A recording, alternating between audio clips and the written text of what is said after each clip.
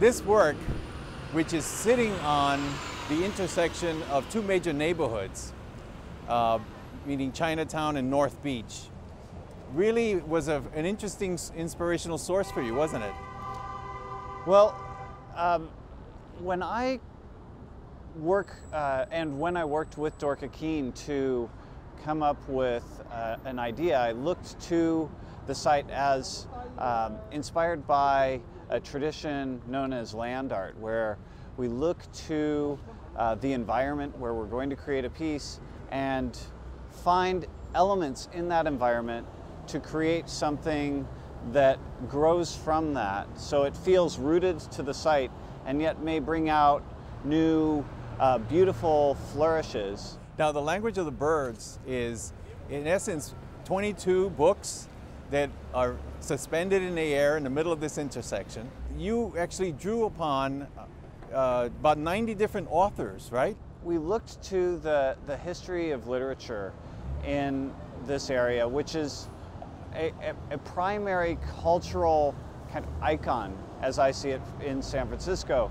And after we've had a chance to meet with a lot of the people in the neighborhood, we were able to get suggestions. And we came up with 90, and we took scans from all of these books. We'll see the words embedded in the concrete.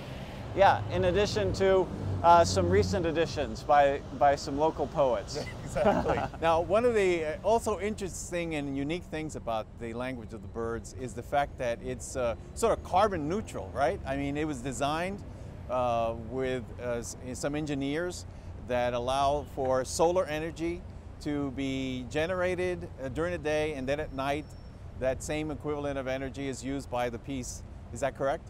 Yeah, we have a solar array on City Lights Bookstore which collects more energy than we actually use for the piece. Why don't we walk across the street and take a closer look at this work? Sure.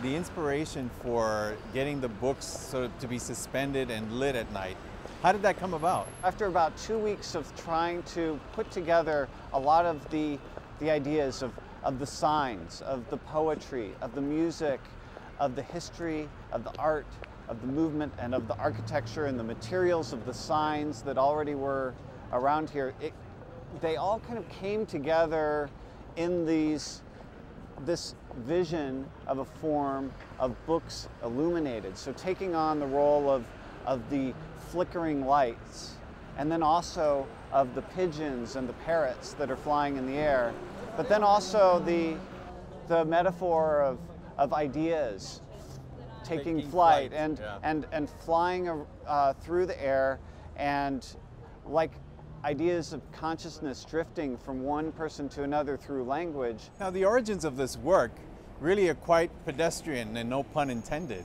I mean, the idea was that the Department of Traffic wanted to eliminate a right turn from, Columbus onto Broadway, right? And I know that project started like several years ago, and so you and Dorka had to work collaboratively for that period of time. What was that collaboration like? Dorka and I were in the studio every day making the books. We came up with a piece with many different elements. There are hundreds of words, and there are 23 books. And then there are about 48 cables. And so how do you bring all that together into one cohesive whole? So a lot of that was enabled through this collaboration and challenging us. Sometimes we were inspiring each other, and sometimes we were very critical of the other person's ideas, but what it did was it really honed the work. One of the interesting things about the language of the birds that makes it unique, I think, in the collection of San Francisco public art, is that this is the one work, public art work, that is the most closely related to performance art. I'll never forget the dedication performance. Well, we wanted to have a surprise not only for you guys, but also for ourselves. What we ended up doing was we sewed little veils onto each of the book forms so that they had a pattern that resembled the fortune cookie.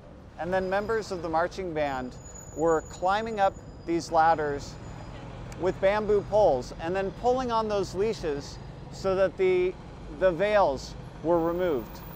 The work's been up for a couple of months now, and what has been your sort of experience of, has it met your expectations?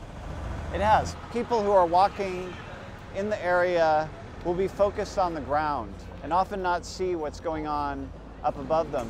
And they'll come across some of the text on the plaza, and then as they're observing the text, they'll start piecing together their own little lyrical poems that are commingling the kind of fingerprints from the literary past into their own unique poetic experience, and then looking up. I was hoping that there would be a kind of heightened level of consciousness invited in with this piece. And so I think that by creating a work that is very different from many angles, it kind of encourages the investigation of the area. And so through investigating the area, you're locating yourself in space. You're not only seeing the work, but you're seeing the context of the work. Well, Brian, you know, San Francisco really prides itself in its collection of public art, and you and Dorca have really contributed a very unique work that's really multi-layered and very rich, and we really thank you for giving this gift to present and future generations. Thank you, Luis. I've really enjoyed working with you guys as well. Thank you so much for the opportunity. It's been a real honor.